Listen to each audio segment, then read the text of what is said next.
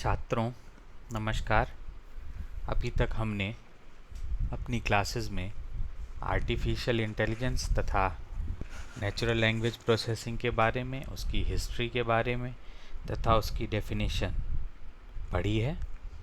आज से हम प्राकृतिक भाषा संसाधन के शोध तथा कार्य क्षेत्रों का डिस्कशन करेंगे, अर्थात applied areas of natural language processing, यानी कि नेचुरल लैंग्वेज प्रोसेसिंग कहाँ कहाँ इस्तेमाल हो रही है, कहाँ कहाँ पे उस पर रिसर्च हो रहा है और किस तरीके से हम उस रिसर्च में अपना सहयोग कर सकते हैं या उस रिसर्च को हम लोग अपने पाठ्यक्रम द्वारा करवा सकते हैं। पाठ्यक्रम में जितनी सीमाएं हैं उसके द्वारा हम इसकी प्रोसेसिंग नेचुरल लैंग्वेज की मशीन द्वारा करवा सकते हैं।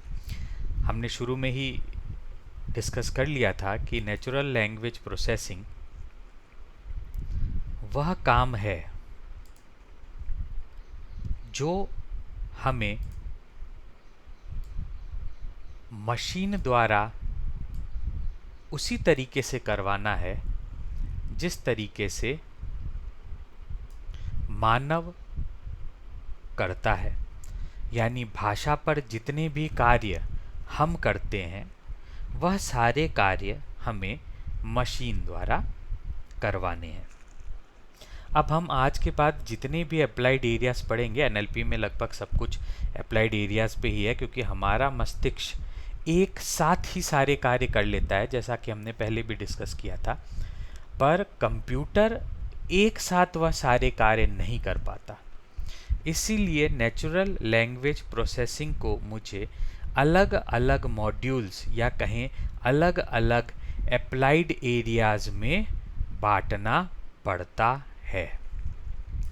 अलग अलग अप्लाइड एरियाज में बांटकर मुझे पूरी नेचुरल लैंग्वेज प्रोसेसिंग या प्राकृतिक भाषा संसाधन का कार्य करवाना पड़ेगा।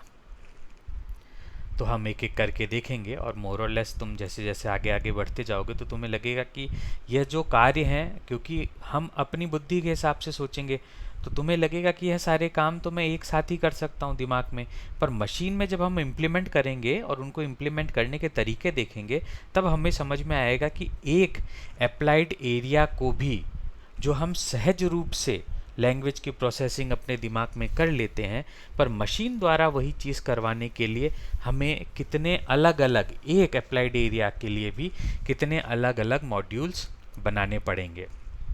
आगे अभी मैं केवल अप्लाइड एरियाज और उनकी डेफिनेशन ही बताऊंगा शुरू में आपको, और इनकी डिटेलिंग अलग अलग अप्लाइड एरियाज की। हम सारे अप्लाइड एरिया की डिटेलिंग केवल इसी सेमेस्टर में नहीं कर सकते, क्योंकि आप देखेंगे कि कितने सारे अप्लाइड एरियाज हैं।